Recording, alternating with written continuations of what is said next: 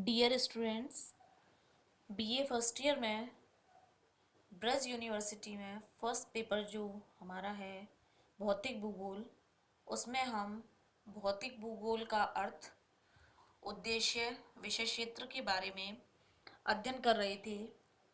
इससे पहले के लेक्चर्स में हम भौतिक भूगोल का अर्थ और उसके विषय क्षेत्र के बारे में पढ़ चुके हैं। आज हम बात करेंगे भौतिक भूगोल के विभाग और उद्देश्यों के बारे में, अर्थात भौतिक भूगोल के अंतर्गत और कौन कौन से सब टॉपिक्स आते हैं और भौतिक भूगोल के अध्ययन का क्या उद्देश्य है, क्यों हमारे लिए इसका अध्ययन करना ज़रूरी है, क्यों इसका अध्ययन किया जाता है। सबसे पहले बात करते हैं भौतिक भूगोल के विभाग के बारे में।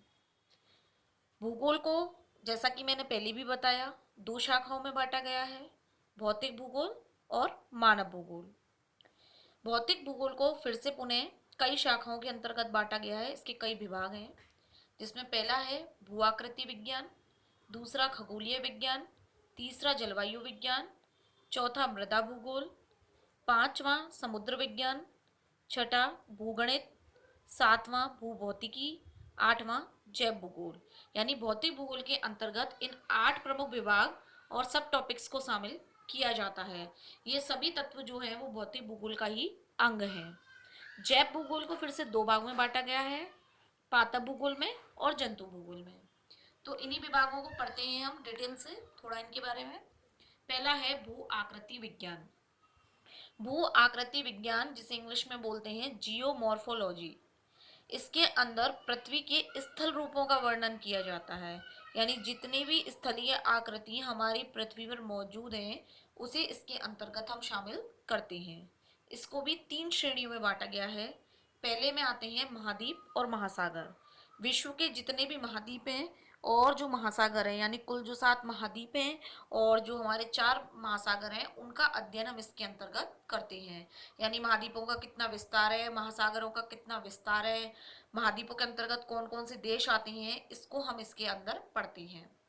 दूसरा है पृथ्वी की आंतरिक शक्तियों द्वारा उत्पन्न स्थल रूप।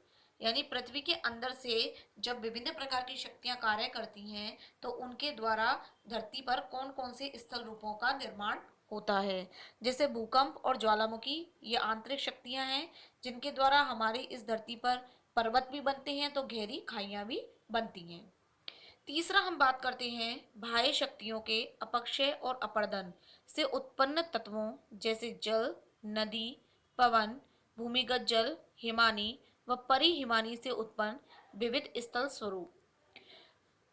जैसा कि कुछ बच्चे ऐसे हैं जिन्होंने फर्स्ट टाइम भूगोल ली है, तो कुछ शब्द ऐसे आएंगे उनके लिए जो उन्होंने पहली बार पढ़े हैं।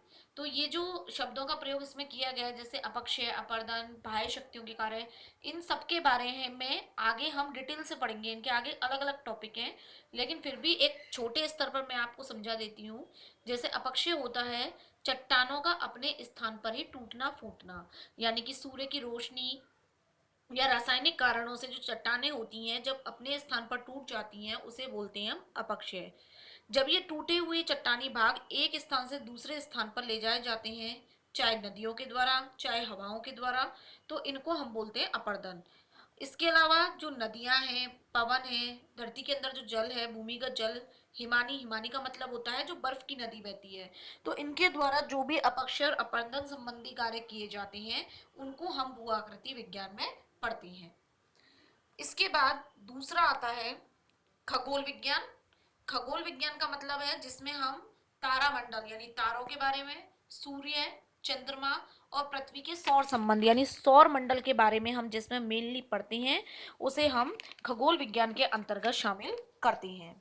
इसके बाद जो नेक्स्ट आता है वो आता है जलवायु विज्ञान। जलवायु के बारे में जैसे आप जानते हैं, इसे इंग्लिश में बोलते हैं क्लाइमेटोलॉजी।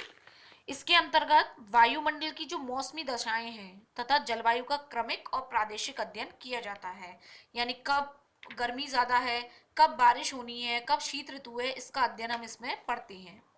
कम समय में किसी स्थान की जो वायुमंडलीय दशाएं होती हैं, उन्हें सामूहिक रूप से मौसम कहते हैं। यानी हमारे सामने दो शब्द आते हैं, एक तो जलवायु और एक मौसम।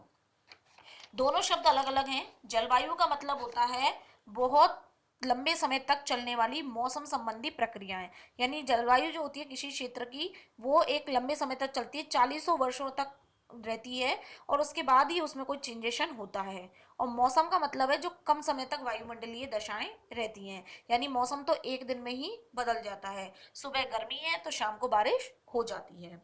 इसके अलावा तापमान, वायुदाब, पवन की दिशा, गति, आर्द्रता, वर्षा आदि सभी का हम अध्ययन जो है वो जलवायु विज्ञान के अंतर्गत करते हैं। तो ये सभी जो टॉपिक्स हैं जैसे तापमान वगैरह, इनके बारे में हम आगे काफी डिटेल से पढ़ेंगे जो हमारे सिलेबस में है। तो अभी सिर्फ हम छोटे स्तर से इनके बारे में पढ़ेंगे, क्योंकि भौतिक भूगोल के अंदर मेनली जो अध्ययन किया जाता है वो इन्हीं चीजों का किया जाता है। इसके बाद आता है मृदा भूगोल। मृदा भूगोल में हम मृदा की उत्पत्ति, यानी मृदा कैसे बनी, किन किन घटकों से बनी, यानी मृदा के निर्माण में खनिज हैं, कार्बनिक पदार्थ हैं, अकार्बनिक पदार्थ हैं, किसका मेनली जो है वो मिश्रण देखने को मिलता है, मृदा की क्या संरचना है, किस तरह की बनी हुई मृदा है, हर मृदा की संरचना अलग अलग होती है।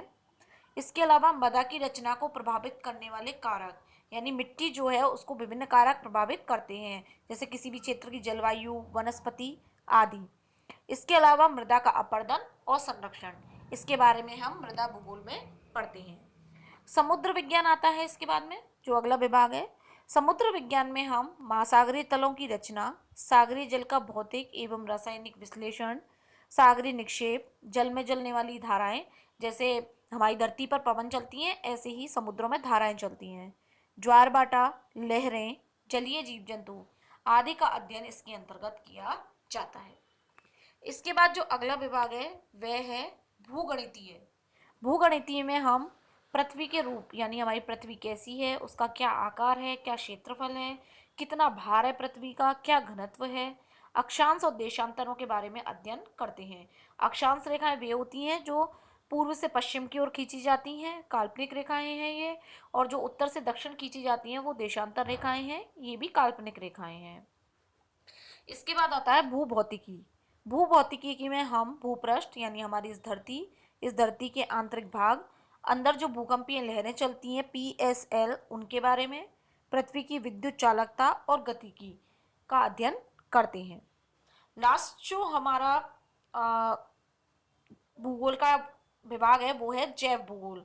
जैव भूगोल के अंतर्गत हम पढ़ते हैं वनस्पति एवं जंतुओं के भौगोलिक पक्षों के बारे में, जैसा कि पारिस्थितिकी क्या है, आवास क्या है, उनका संरक्षण क्या है, यानी किसी भी क्षेत्र में जीव जंतु किस तरीके से अपना सामंजस्य बिठा के अपना निवास करते हैं। तो इसको भी दो भागों में बांटा गया है, पादप भूगोल और जंतु भूगोल। पादप भूगोल में पादपों के बारे में, वनस्पतियों के बारे में पढ़ते हैं, जबकि जंतु भूगोल में जीव जंतुओं के बारे में हम अध्ययन करते हैं। तो इस तरीके से ये 8 प्रमुख भौतिक विभाग हैं भौतिक भूगोल के, जिनके बारे में हम डिटेल में आगे पढ़ेंगे। अब हम बात करते हैं भौतिक भूगोल के उद्देश्यों के बारे में, यानी क्यों इसकी महत्ता है, क्यों ये इतना इम्पोर्टेंट है। अगर हम बात करें तो भौतिक भूगोल भूगोल की एक बहुत ही महत्वपूर्ण शाखा है, जो हम कह सकते हैं कि एक विद्यार्थी के लिए अध्ययन की गठरी के समान है। इसके माध्यम से किसी भी विद्यार्थी को प्रादेशिक, आर्थिक, सांस्कृतिक और ऐतिहासिक भूगोल के अध्ययन का लाभ मिलता है। जैसे हम बात करें कि भौतिक भूगोल में विद्यार्थी तापमान के परिवर्तन, ज्वार भाटा, मिट्टी की उर्वरा शक्ति, मौसम, ऋतु परिवर्तन, बाढ़ के मैदानों का निर्माण, दिन का घटना बढ़ना, आकाश में मेघाच्छादन आदि अनेकों ऐसी चीजें जिनके बारे में रोज हम अखबार में पढ़ते हैं कि आज मौसम बदल गया, आज मौसम चेंज हो गया। तो जो भौतिक भूगोल का स्टूडेंट है जिसने ऑलरेडी इसके बारे में पढ़ रखा है, उसके लिए इसको समझना, अखबार में से उस नॉलेज को प्राप्त करना बहुत आसान हो जाता है, जिससे कि वो इन चीजों से भलीभांति अवगत होता है। इसके अलावा अगर हम बात करते हैं तो जैसे कि समुद्र तल की आकृति समुद्र विज्ञान में जो वो पढ़ता है, खगोल विज्ञान में जो तारों के बारे में पढ़ता है, सौर मंडल के बारे में पढ़ता है। इसके अलावा तटीय संरचना और तट रेखाओं के बारे में भी पढ़ता है, जिससे कि व्यापार, वाणिज्य और अंतर्राष्ट्रीय परिवहन के जो मार्ग हैं उनको निर्धारित करने में सहायता मिलती है। साथ ही मानव सभ्यता का जो वर्तमान स्वरूप है उसको भी ग्रहण करने में सहायता मिलती है। इसके अलावा वायुमंडलीय दशाएं जैसे कि तापमान, बिजली का चमकना, बादलों का गड़कना, और गड़गड़ाना, चक्रवात आदि, ये सभी क्रियाएं जो होती हैं, इसके बारे में जो भौतिक भूगोल का स्टूडेंट है वो बहुत अच्छे से पढ़ लेता है, जिससे कि इन सब पद्धतियों को समझने में जब वास्तविक रूप में या व्यवहारिक रूप में उसके सामने ये सभी घटनाएं उत्पन्न होती हैं तो उसे समझने में जरा सी भी तकलीफ नहीं होती है। तो इस तरीके से इसके अलावा जो ज्वालामुखी है, भूकंप है, उनके उद्गम, वितरण आदि के बारे में भी जो है वो भौतिक भूगोल में ज्ञान प्राप्ति होती है। तो इस तरीके से जो भौतिक भूगोल है वो हमें अपने दैनिक जीवन में होने वाली विभिन्न प्रकार की जो घटनाएं हैं, विभिन्न प्रकार की जो प्रक्रियाएं हैं, उनसे अवगत कराता है, जिससे कि मनुष्य को या विद्यार्थी को उन परिघटनाओं को व्यवहारिक रूप में समझने में जरा सी भी दिक्कत नहीं होती है। तो इस तरीके से हमने भौतिक भूगोल का अर्थ, उसका विषय क्षेत्र और उसके उद्देश्य के बारे में बात की। अब हम आगे अपने टॉपिक्स को आगे बढ़ाएंगे और जो नेक्स्ट टॉपिक है उसके बारे में पढ़ेंगे।